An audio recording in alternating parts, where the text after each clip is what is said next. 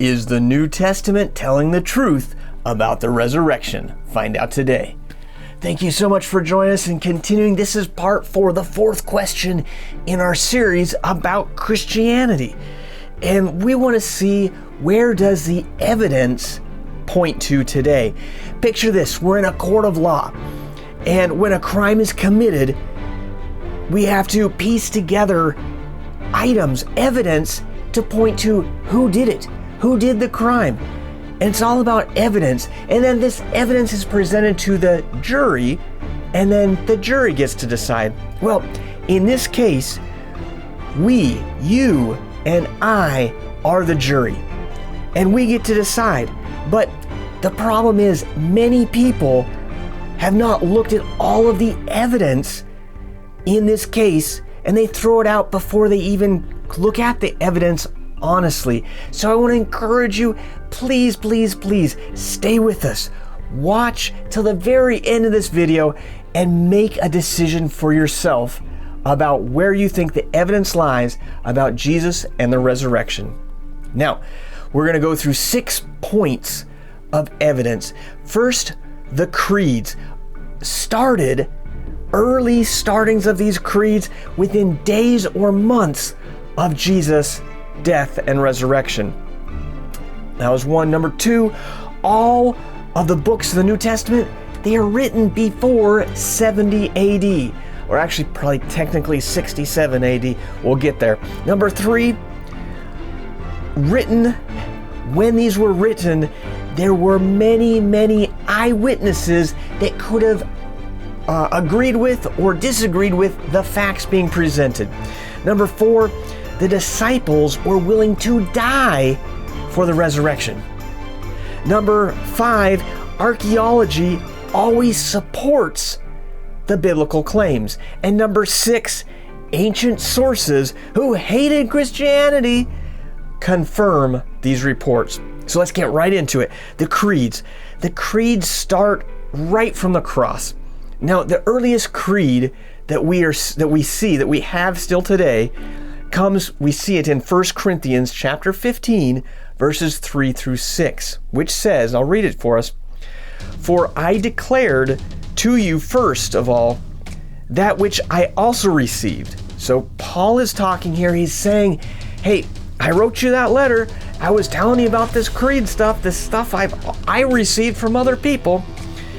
That, here's what it was, that Christ died for our sins according to the scriptures, and that he was buried, and that he rose again the 3rd day according to the scriptures, and that he was seen by Cephas, we also know him as Peter, then by the 12. After that, he was seen by over 500 brethren at once, of whom the greater part remain to the present. So, date. We got to get right into the date here. Most scholars look at 1 Corinthians and they have dated 1 Corinthians to the mid-50s. That is roughly 20 years after Jesus died and rose again, that the book of 1 Corinthians was written. And Paul is referring to this earlier creed that was given. That means it must have been written before the 50s.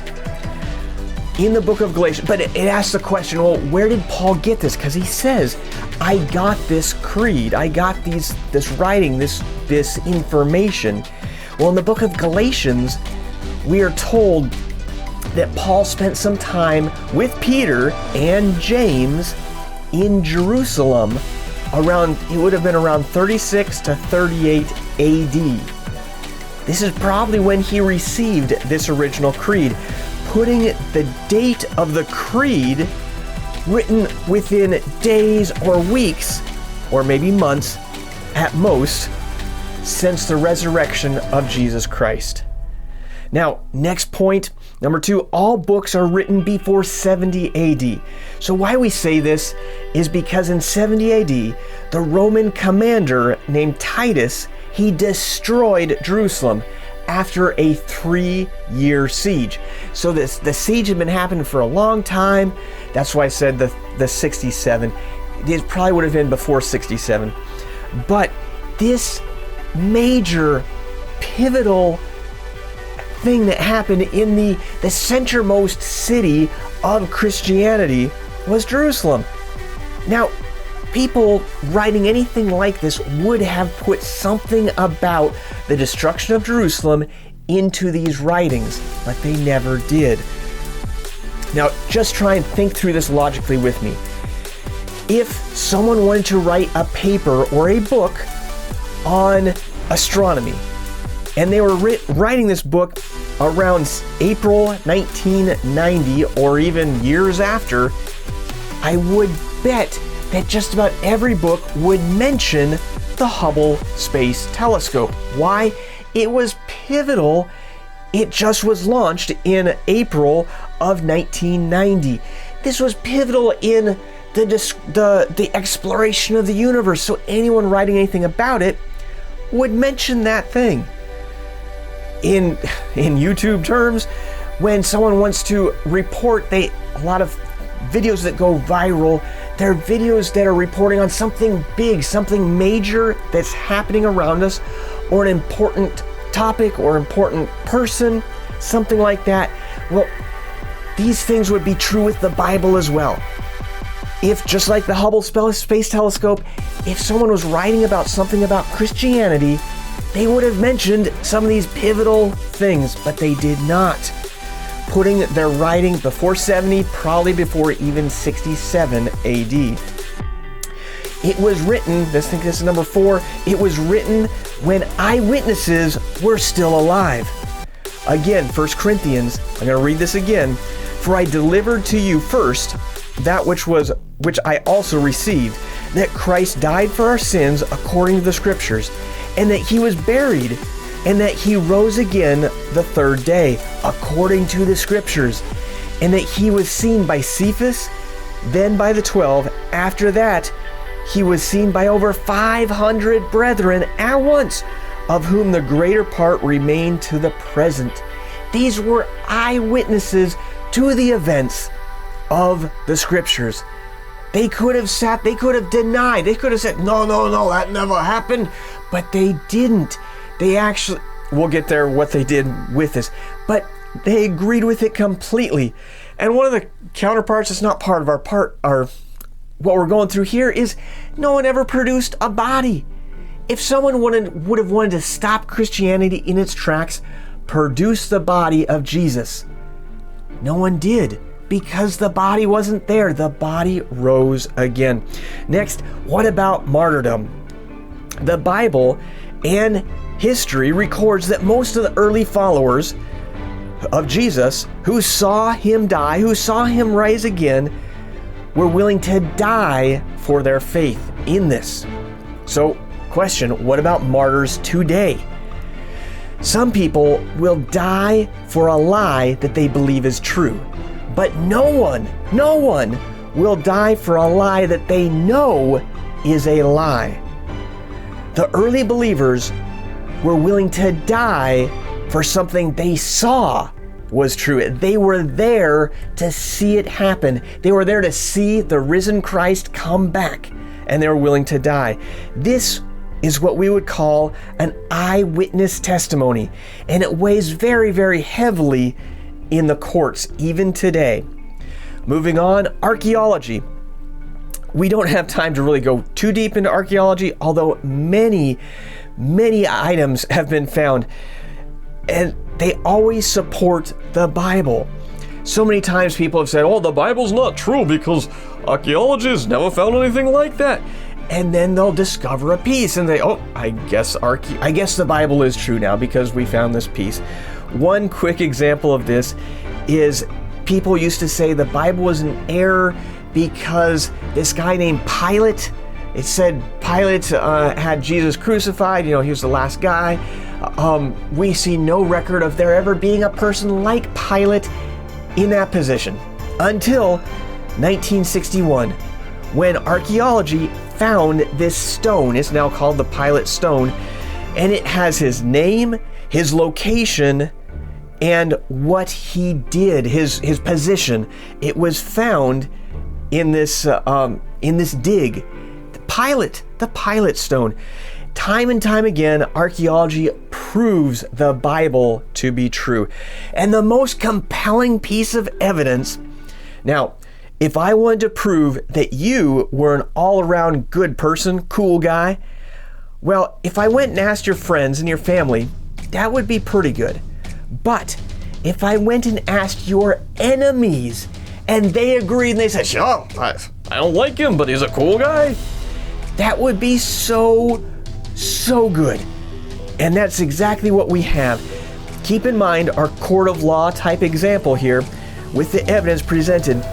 This is crushing evidence because we actually have people who are enemies of the cross, enemies of Christianity, admit the facts that these things happened just like the Bible reports.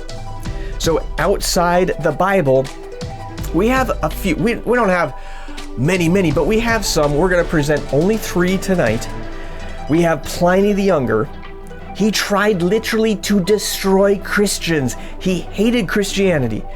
And in 111 AD, he said that they met these are the crimes they committed. They met on a stated day before it was light to address a form of prayer to Christ as to a divinity, as if he was God. Tacitus, in 115 AD, he said Christ was killed on a cross under Pontius Pilate, and that this religion broke out right after, just like the Bible said. And the third guy we're going to mention, Josephus. Now, a lot of people say, "Oh, no, Josephus is completely fake." There's 2 accounts that Josephus talks about Christianity. One of them is highly disputed amongst historians. The other is not disputed at all. And that's what we're going to mention here, is the non-disputed version, which is in Book 20, Chapter 9, Josephus' Annals, where he says, "The brother of Jesus, who was called Christ, whose name was James." This is the James that was the leader of the early church in Jerusalem. We've already mentioned him earlier in this program. All of these things. So we have 6 pieces of evidence. The creeds that were written within days or months of the event that happened. All of the books of the New Testament were written before 70 AD. It was written while there were eyewitness testimony right there. The disciples were willing to give their lives for what they saw was true. Archaeology agrees with and supports all of the biblical accounts.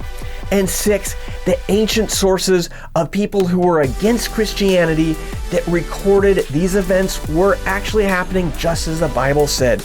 So, back to our original, have we proven beyond all doubt of the resurrection? Of course not. But in a court of law, that's not what we do. We prove what is called beyond probable doubt. We try to show what probably happened. And I think we have presented some interesting information that gives at least us to pause just a minute. Remember the question, is the New Testament telling the truth about the resurrection? There is a lot of compelling evidence that the New Testament was telling the truth about the resurrection. Now, going through all of these steps, all of these 4 questions we've asked, we have shown that truth exists. We've shown that God exists. We've shown that miracles are possible. If you haven't, go back and check those videos out so that you can see the evidence to these things. And now number 4, is the New Testament telling the truth? Well, the New Testament has compelling evidence that it is telling the truth about the resurrection. And now the choice is yours and the choice is mine. What do you want to do with this information? Where are you going to stand with Jesus? This whole resurrection thing, where are you at with it? I want to encourage you, think through these things. Don't be caught off guard. This is the most important thing of your entire life. This is your eternity. If the Bible is telling the truth, your choice today, your choice now is going to affect all of eternity for you. Better than any investment you've ever made. Better than anything like that. This is the biggest gift you could receive. It is worth your while. It is profitable for you to make sure that you are right about where you stand with Jesus even today. I sure love you guys.